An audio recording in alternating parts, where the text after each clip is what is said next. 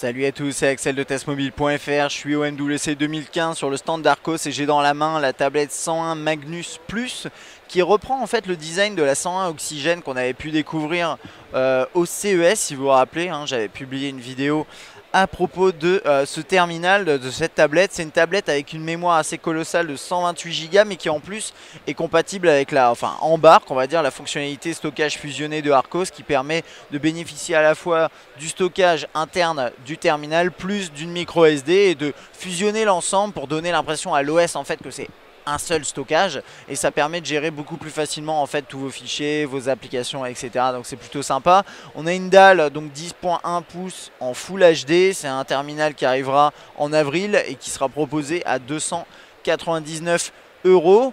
Un bel écran et surtout, bon, un bel écran, oui, un beau design également. Moi j'avais apprécié ce design là sur l'Oxygène. C'est exactement le même, hein, mais vraiment, hein, ça réutilise le même. Donc en 10.1 pouces avec des bordures plutôt fines.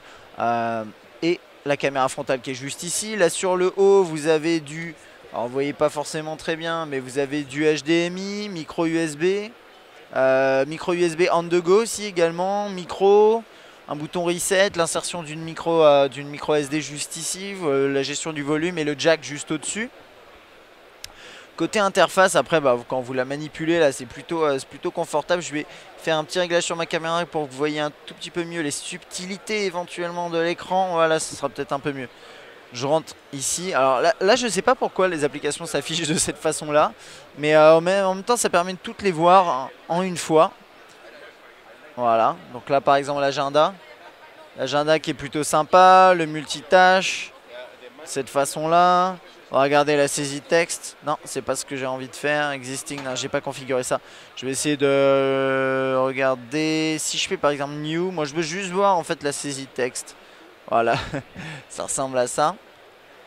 Donc, plutôt sympa. En mode portrait, ça rend comme ça. Voilà, vous avez pas mal d'espace, hein, quand même. 10.1 pouces en Full HD, c'est assez confortable. Voilà, toc toc toc, la galerie, juste ici. Qui ressemble à ça. On peut bien afficher une image en plein écran, c'est quand même sympa. Voilà, et puis vous avez du stockage, hein, sur ce terminal. Toc. Bien sûr Maps, bon tout le reste après c'est à vous de personnaliser votre expérience, hein. C'est une surcouche inexistante finalement. Quasiment inexistante, je pense. Au niveau de l'appareil photo, est-ce qu'on a regardé ça? Non, on n'a pas regardé pour l'instant. Ça ressemble à ça. Hop. C'est la même interface que ce que j'ai par exemple moi sur mon Nexus 5, avec notamment Lens Blur qui permet de simuler une profondeur de champ. Quand vous prenez un cliché, c'est plutôt sympa. Vous prenez l'image, après vous faites monter la caméra vers le haut. Bon là, là je tremble un petit peu. Là, c'est la fin de la journée, écoutez, je suis fatigué. Mais voilà, c'est une très très belle tablette. J'adore le form factor. 10.1 pouces en Full HD, c'est très très bien. Et puis le stockage, c'est vraiment très très sympathique. Voilà, si vous avez un petit message à laisser pour donner votre avis sur cette tablette, n'hésitez pas à laisser un commentaire. Et puis moi je vous dis à bientôt.